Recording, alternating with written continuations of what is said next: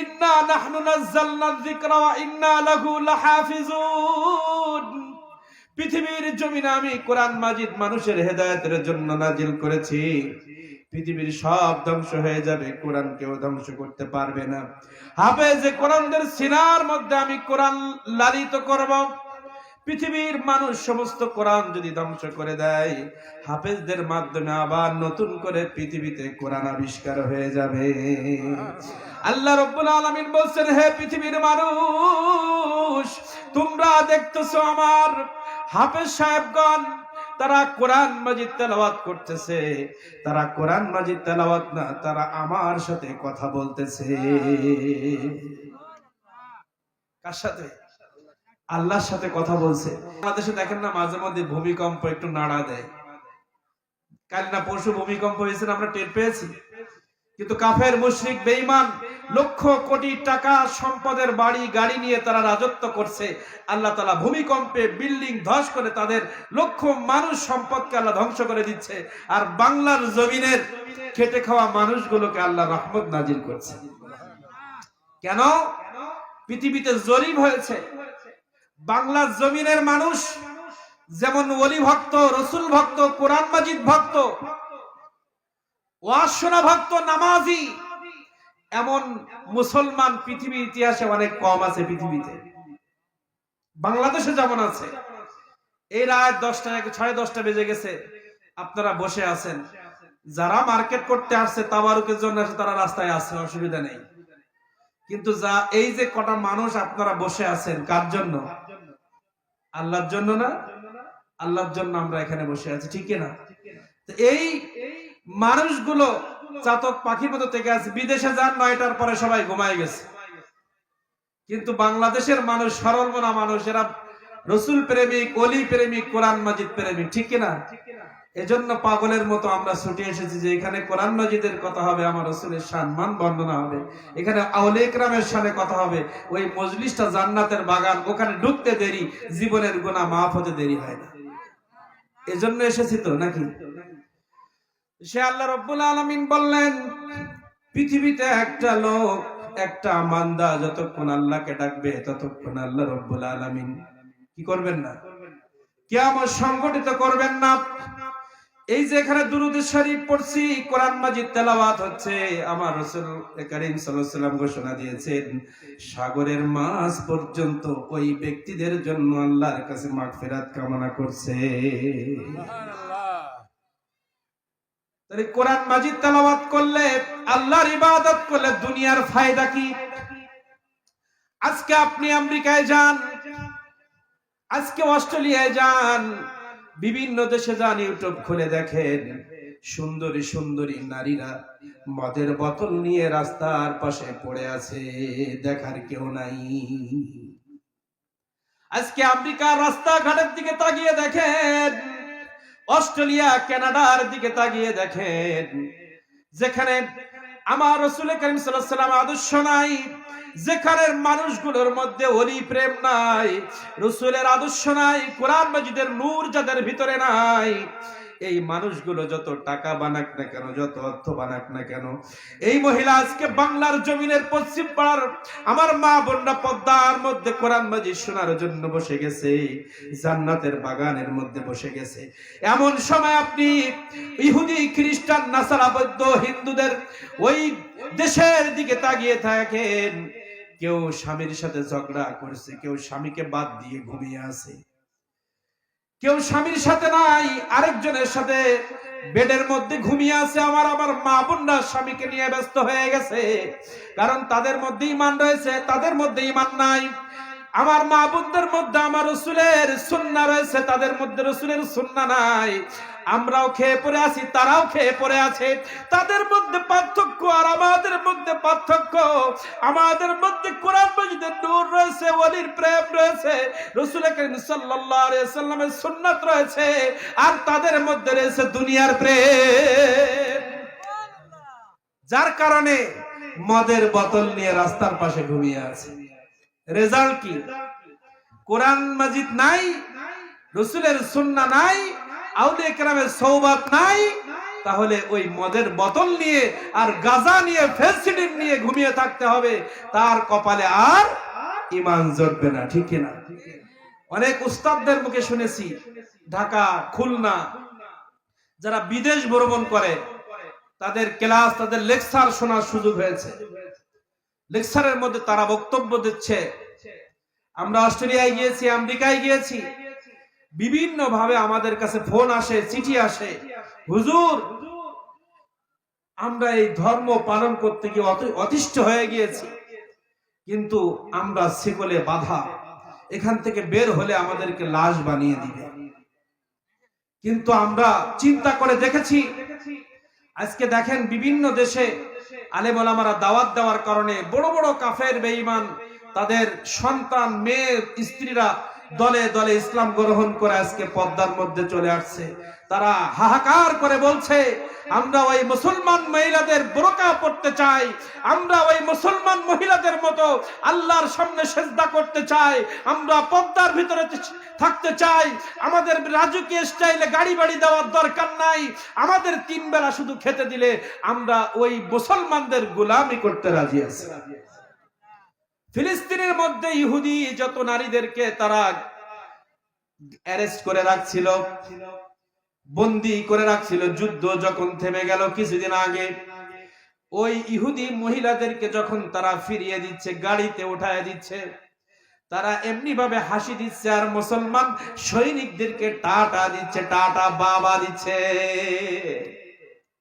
তারা ঘোষণা দিতে বাধ্য হয়েছে, আমরা এত রাজকীয় স্টাইলে আমেরিকার মধ্যে বসবাস করছি, ইসরায়েলের মধ্যে আমরা এত রাজকীয় স্টাইলে বসবাস করছি, কিন্তু মুসলমানদের মতো এত সুন্দর চরিত্র, মুসলমানদের ভিতরে এত আমানতদার আমরা পৃথিবীর জমিনে আর কোথাও দেখি নাই। ইহুদি খ্রিস্টান সৈন্যরা মুসলমানদের ঘরের মধ্যে ঢুকে পাখির মতো গুলি করেছে, কিন্তু আমার মুসলিম সৈন্যরা ইহুদিদের সামনে বন্দুক ধরেছে, কাউকে গুলি করে নাই। এই আদর্শ দেখে দলে দলে পৃথিবীর শুরু থেকে আজ পর্যন্ত কিয়ামত পর্যন্ত দলে দলে মুসলমান হচ্ছে আর হয়ে যাবে। এই হচ্ছে মুসলমানদের আদর্শ। যাই হোক, আজকের এই মাহফিলে আমরা এসেছি খুশি না বেজার? আজকে আমরা মাহফিলে এসেছি আল্লাহর জন্য, তাই না? রাসূলের জন্য, আউলিয়া কেরামের মহব্বতে। এখন আল্লাহ রাব্বুল আলামিন ঘোষণা দিয়েছেন, যখন আমার কালামের তেলাওয়াত হয় কি হয়? ওয়াইদা কুরিআল কুরআনু ফাসতামিউ লাহু ওয়া আনসিতু লাআল্লাকুম তুরহামুন। আল্লাহ আকবার একটু মাঝে মধ্যে বলেন, তাহলে ওয়াজ শোনা যাবে। যত কথা বলবেন আলোচনা তত সুন্দর হবে। আল্লাহ রাব্বুল আলামিন বললেন, ওয়াইদা কুরিআল কুরআনু ফাসতামিউ লাহু ওয়া আনসিতু লাআল্লাকুম তুরহামুন।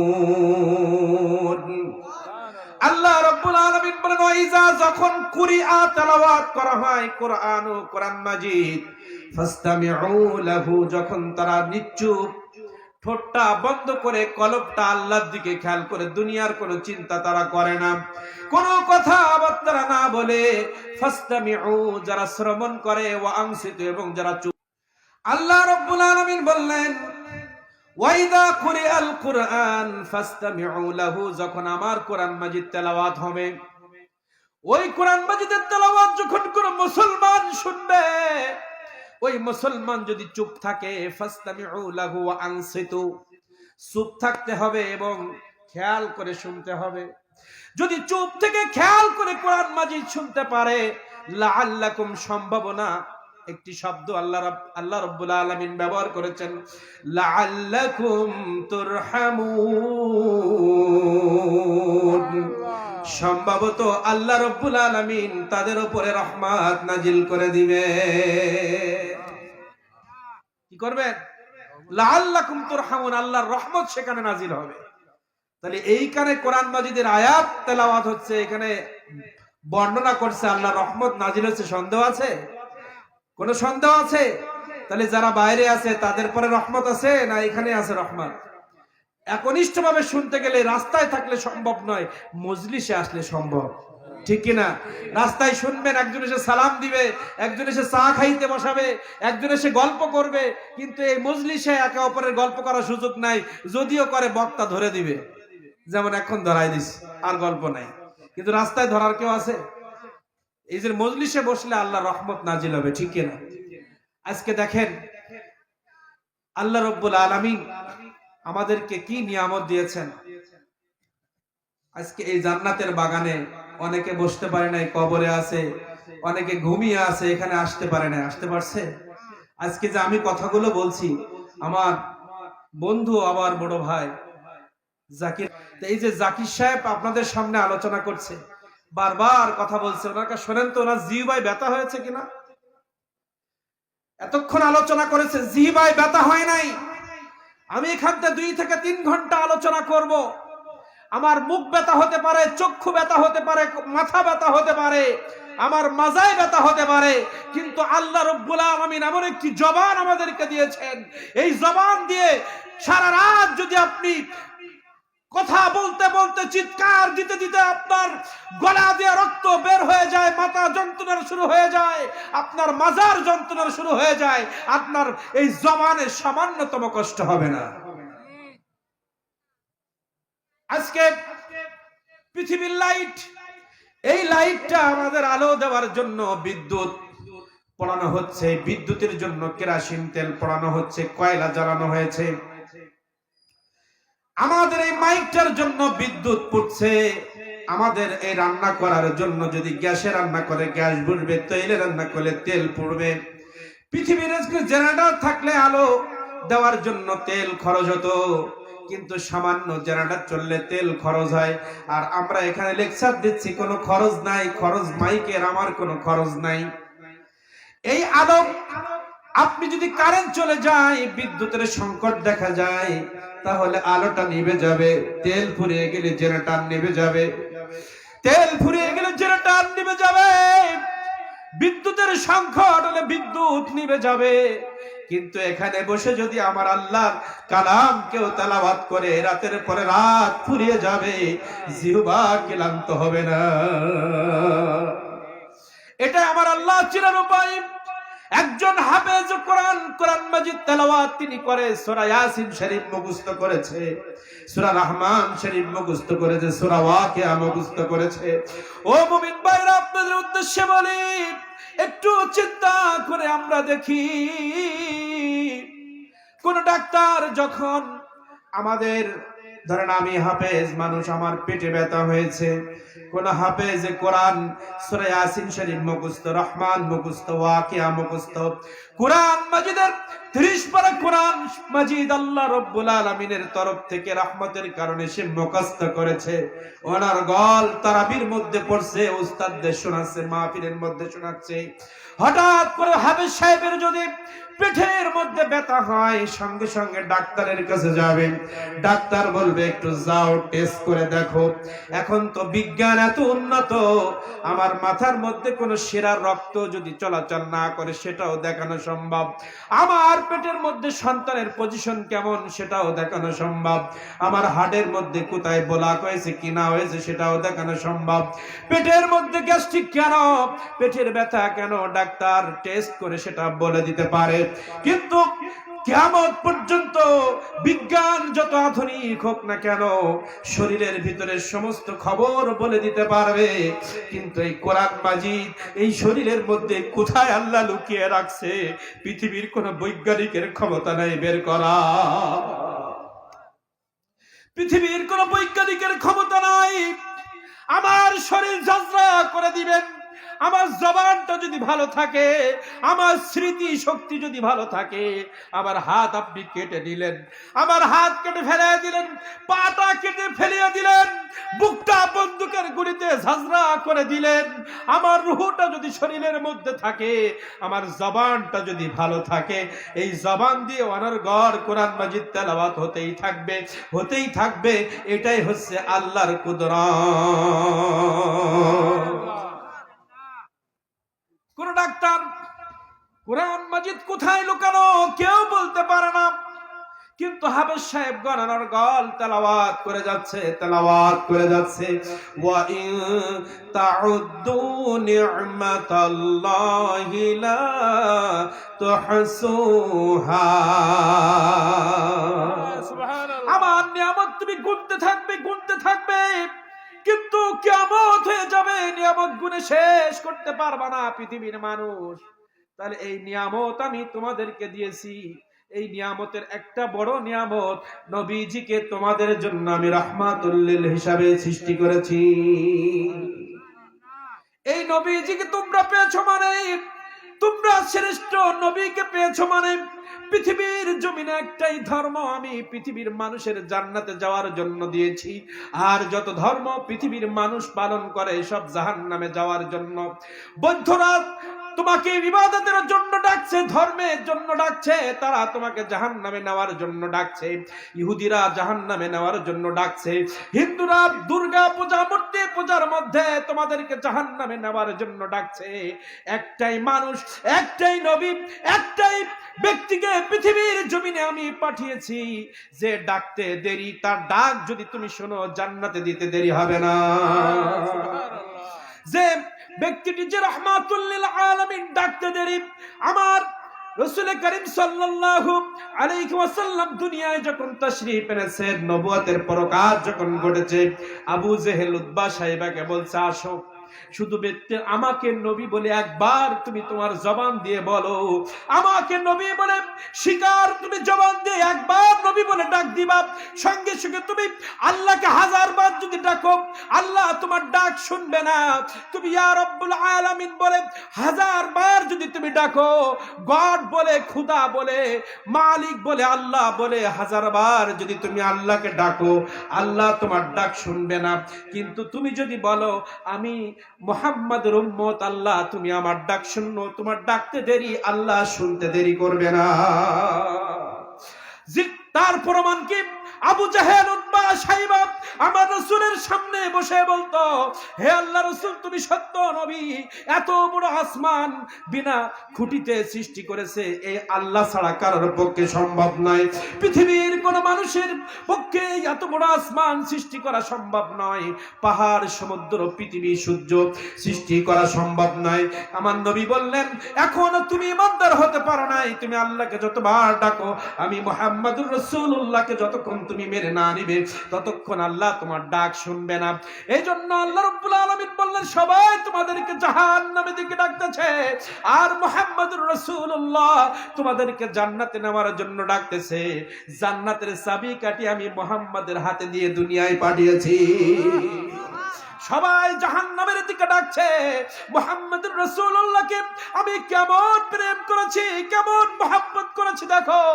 মুহাম্মাদুর রাসূলুল্লাহ দুনিয়ার জন্য তাশরীফ আনছে, আমি 104 খানা কিতাব পৃথিবী সৃষ্টি করার আগে পৃথিবীতে এই কিতাব পাঠাবো আমি সৃষ্টি করেছি। আমি নুন আল কলামি ওয়া মা ইয়াসতুরুন, আমি কলমকে বলেছি তুমি লিখো, আমি পৃথিবী সৃষ্টি করব তুমি লিখো। কলম বলে কে লিখবে? তুমি বলো তাকদীর লেখা শুরু করো। পৃথিবীর জমিনে আমি মানুষ পাঠাইব, কে কে কতদিন বাঁচবে, কি খাইবে, কার কত সন্তান হবে, পৃথিবীর জমিনে কতগুলো মানুষ আসবে, সবকিছু তুমি লিপিবদ্ধ করো। সবকিছু আল্লাহ রাব্বুল আলামিন লিখে রেখেছেন। আল্লাহ রাব্বুল আলামিন বলে 104 খানা কিতাব আমি লিপিবদ্ধ করেছি, প্রত্যেকটা কিতাব আমি একটা কিতাব বাদে আর সব কিতাব পৃথিবীতে নাজিল করেছি। কিন্তু আমার শেষ জামানায় একটা কিতাব আমি সর্বশেষ লেটেস্ট একটা কিতাব পৃথিবীর জমিনে পাঠাবো। তখন যে বেঁচে থাকুক, আদম আলাইহিস সালাম যদি বেঁচে থাকে, মূসা আলাইহিস সালাম যদি বেঁচে থাকে, ঈসা আলাইহিস সালাম যদি বেঁচে থাকে, যারাই বেঁচে থাকুক না কেন, সবাইকে ওই কোরআনের উপর ঈমান না আনলে সেই জান্নাত পাইবে না। তা যে কিতাবটা আমি লুকিয়ে রাখছিলাম আসমানের মধ্যে, আমার নবী পৃথিবীর জমিনে আসতে দেরি, অন্য যত কিতাব পৃথিবীতে আমি পাঠিয়েছি, নবী নাই, কিতাব নাই, আদম নাই, শরীয়ত নাই, মূসা আলাইহিস সালাম ইন্তেকাল হয়ে গেছে, তার কিতাবে ইন্তেকাল হয়ে গেছে। মুসা আলাইহিস সালাম ইন্তেকালের পরে যখন কবরের মধ্যে রাখা হয়েছে, তার কিতাব সহ কবরের মধ্যে রাখা হয়েছে। ওই কিতাবের অনুসরণ আর দুনিয়ায় নাই। ঈসা আলাইহিস সালাম, নূহ আলাইহিস সালাম পৃথিবীর জমিনে আসছে, তখন ইন্তেকাল যখন হয়ে গেছে, কিতাবের ইন্তেকাল হয়ে গেছে। কিন্তু আল্লাহ রাব্বুল আলামিন বললেন, আমি সর্বশ্রেষ্ঠ একটি কিতাব আমি লিপিবদ্ধ করে রেখেছি, যেটা নবী পৃথিবীতে না আসলে দেওয়া সম্ভব নয়। সেটা এমন একটি কিতাব, ওই কিতাব যে সিনার মধ্যে লালন করবে, তিনি পৃথিবীতে থাকবে না, কিন্তু কিতাব পৃথিবীতে থাকবে। আছে না কোরআন মাজিদ? তাওরাত আছে, কোরআন মাজিদ আছে, পৃথিবীর জমিনে আছে না? আল্লাহ রাব্বুল আলামিন বললেন, শ্রেষ্ঠ নবীকেও শেষ জামানায় পাঠাইলাম, শ্রেষ্ঠ কিতাবকেও শেষ জামানায় পাঠাইলাম, আমি সবাইকে মুসলমান বানিয়ে দুনিয়ায় পাঠাইলাম। কারণ আমার কাছে একটাই ধর্ম, ইন্নাদ-দীনা ইনদাল্লাহিল ইসলাম। আল্লাহ রাব্বুল আলামিন বলে, ইন্না নিশ্চয়, ইনদাল্লাহ আমি আল্লাহ আমার নিকটে, ইনদাল্লাহিল ইসলাম আমি আল্লাহ আমার কাছে, আমার নিকটে একটাই ধর্ম, তার নাম ইসলাম। আর যত ধর্মের দিকে মানুষ ডাকায় সবগুলো মানুষের বানানো। কি? সবগুলো মানুষের বানানো। আমার একনিষ্ঠ ধর্ম ইসলামের ছাত্ররা যারা থাকবে তারাই জান্নাতি, এর বাইরে যারা থাকবে তারা সবাই জাহান্নামী। আল্লাহ রাব্বুল আলামিন বলেন, ও মাই ইয়াবতাগি গায়রাল ইসলামি দীনান ফালাই ইউকবালা মিন। জোরে জোরে বলেন সুবহানাল্লাহ। আল্লাহ রাব্বুল আলামিন বললেন, ও মাই ইয়াবতাগি গায়রাল ইসলাম, ইসলামের বাইরে যত মত আছে, যত দল আছে, যত সংস্কৃতি আছে, ইসলাম যে সংস্কৃতির কথা বলে না, ইসলাম যে ইবাদতের কথা বলে না, ইসলাম যে বিবাহের কথা বলে না, ইসলাম যে কবরের কথা বলে না, ইসলাম যে জান্নাত জাহান্নামের কথা বলে না, ইসলাম বাদে অনেক মানুষ বিভিন্ন পদ্ধতিতে বিবাহ করে, ব্যবসা বাণিজ্য করে। আল্লাহ রাব্বুল আলামিন বললেন, ইসলাম যেটা বলে না, এই পদ্ধতিতে যদি কেউ বিবাহ করে, অনুষ্ঠান করে, যাই করুক না কেন, আল্লাহর কাছে ওটা গ্রহণযোগ্য হবে না। আপনি মুসলমান না হওয়া পর্যন্ত কোন ইবাদত, কোন ভালো বন্ধ, কোন কাজ আল্লাহর কাছে যাবে না। যাবে কার কথা? আল্লাহর কথা। তাই শ্রেষ্ঠ ইসলাম, শ্রেষ্ঠ কিতাব, শ্রেষ্ঠ নবী কারা পাইছে? আমরা। আমরা শ্রেষ্ঠ মানুষ, ঠিক কিনা? শ্রেষ্ঠ মানুষ না আমরা? কিন্তু মাঝে মধ্যে কাজ হয় খুব খারাপ। আদম আলাইহিস সালামের থেকে আপনার দাম বেশি হবে। যে আদম আলাইহিস সালাম পৃথিবীতে আসার পরে একটা অন্যায় কাজ তার দ্বারা সংগঠিত হয় নাই। মুসা আলাইহিস সালাম যে আল্লাহর পয়গম্বর, তার দ্বারা কোনো অন্যায় কাজ সংগঠিত হয় নাই। পৃথিবীর জমিনে একটা পিপিলিকা পর্যন্ত আল্লাহর হুকুমের বাইরে কাজ করে নাই। আল্লাহ রাব্বুল আলামিন যা অর্ডার করেছেন, পশু পাখি মানুষ জিন সবাই সেটা পালন করছে। তারপরেও এই গুনাহগার আমাদের মতো পাপী বান্দাদেরকে আল্লাহ নবীদের মর্যাদা কিয়ামতে দিবেন। সেই মানুষগুলো চরিত্র কেমন হবে? সেই মানুষগুলো যাদের দাম আল্লাহর কাছে এত বেশি, সেই মানুষগুলোর চরিত্র মাঝে মধ্যে ফিরাউনের মতো দেখা যায়, নামরুদের মতো দেখা যায়, আবু জাহেলের মতো দেখা যায়, উতবার মতো দেখা যায়, সাইবার মতো দেখা যায়। কথা বলেন। যার আদর্শ অন্য নবীর থেকে মর্যাদা দিবেন হাসরের ময়দানে, যে মানুষগুলো এখানে বসে আছে সারা বাংলাদেশে বর্তমান আমার রাসূলের উম্মত যারা, তাদের পাওয়ার অনেক বেশি হবে কিয়ামতের মাঠে নবীর মর্যাদার মতো। সেই মানুষগুলো যখন আবু জেহেল, উতবা, সাইবা, নমরুদ যের মতো তাদের চরিত্র হয়, তখন অনেক কষ্ট লাগে। নমরুদের কাজ ছিল মানুষের অত্যাচার করা, নিজেকে অনেক বড় মনে করা, খোদা মনে করা। আবু জেহেলের ছিল সুদের ব্যবসা, ঘুষের ব্যবসা, জিনার ব্যবসা, মদের ব্যবসা, গাজার ব্যবসা। কিসের ব্যবসা? বউ পিটানো, আবার বউ তার পিটাতো। আবু জেহেলের বউ আবু জেহেলের মারতো, আবার বউ আবু জেহেলের মারতো, আবু জেহেল বউর মারতো। তাহলে আমাদের সমাজে আমার মা বোনদের গায়ে যারা হাত দেয় তারা কার উম্মত? আমার নবীর উম্মত আমরা হতে চাই কি চাই না? কথা বলেন। বললাম আল্লাহ রাব্বুল আলামিন বললেন নবীকে ডাকো, আমাকে ডাকা হবে। নবীকে শ্রেষ্ঠ নবী হিসাবে পাঠানোর পরে শ্রেষ্ঠ কিতাব, শ্রেষ্ঠ ইসলাম তোমাদেরকে দান করলাম। যে নবীর কদম ছাড়া জান্নাত নাই, নবীর কদম নাই তো জান্নাত নাই। সেই নবী জীবনে কোনোদিন স্ত্রীর গায়ে আঘাত করেছে? বলেন। সেই নবী কোনোদিন স্ত্রীর গায়ে আঘাত করেছে? সেই নবী কোনোদিন গাঁজা মুখে দিয়েছে? নাউজুবিল্লাহ, জীবনে সম্ভব নাই। মদ মুখে দেয় নাই। পিতা মাতাকে কোনোদিন কষ্ট দিয়েছে? পিতামাতা ছোটবেলায় হারিয়েছে, কিন্তু যখন বয়স হয়েছে হালিমাতু সাদিয়া বৃদ্ধ বয়সে আমার রাসূলের সামনে আসার সাথে সাথে চাদর মোবারক বিছিয়ে দিয়েছে। মার সম্মান দেখিয়েছেন। মায়ের সম্মান কিভাবে করতে হয়, গুরুজনের সম্মান কিভাবে করতে হয়। ছোট বাচ্চারা খেলা করছে, ছোট বাচ্চারা খেলা করছে। মাররা আলা গিলমানিন ফাসাল্লামা আলাইহিম। আমার রাসূল করিম সাল্লাল্লাহু আলাইহি ওয়াসাল্লামের আদর্শ কেমন ছিল? ছোট বাচ্চারা খেলা করতেছে, আমার রাসূল পাশ দিয়ে যাচ্ছে, যাওয়ার সঙ্গে সঙ্গে তাদেরকে একটা সালাম দিয়ে দিলেন। আপনি আমি কোন বাচ্চার রাস্তায় দেখা হলে, মুরব্বী যদি কোনো বাচ্চাকে একদিন সালাম দেয়, বাড়ি গিয়ে চিন্তা করবে পিতার বয়সে মানুষ আমাকে সালাম দিল, পরের দিন দেখবেন ওর আগে সালাম আপনি পেয়ে যাবেন। বাচ্চাদেরকে, ছোটদেরকে স্নেহ করা। নিজের সন্তানকে যেমন আপনি আমি বুকে লালন করি, মহব্বত করি, ভাইয়ের সন্তান, প্রতিবেশীর সন্তানকে একই নজরে দেখতে হবে, ঠিক কিনা? একই নজরে আমাদের দেখতে হবে। এটা আমার রাসূলের আদর্শ। গুরুজন দেখলে একটু সালাম দিতে হবে, মুখ ঘুরায় চলে যাওয়া যাবে না। আমরা গুরুজনের সাথে বেয়াদবি করি, বাচ্চাদেরকে ধিক্কার জানাই। আমার রাসূল কারীম সাল্লাল্লাহু আলাইহি ওয়াসাল্লাম বলেছেন, ছোটদেরকে যে স্নেহ করে না, বড়দেরকে যে সম্মান করে না, সে তো আমার উম্মত হতে পারে না, ঠিক কি না? যাই হোক, আজকে এত সুন্দর মাহফিলে আল্লাহ তাআলা আমাদের আসার বসার, আমি আলোচনা শুরু করব এবার। কথা হয়েছে, এখন 1 ঘন্টা আলোচনা করবো ইনশাআল্লাহ।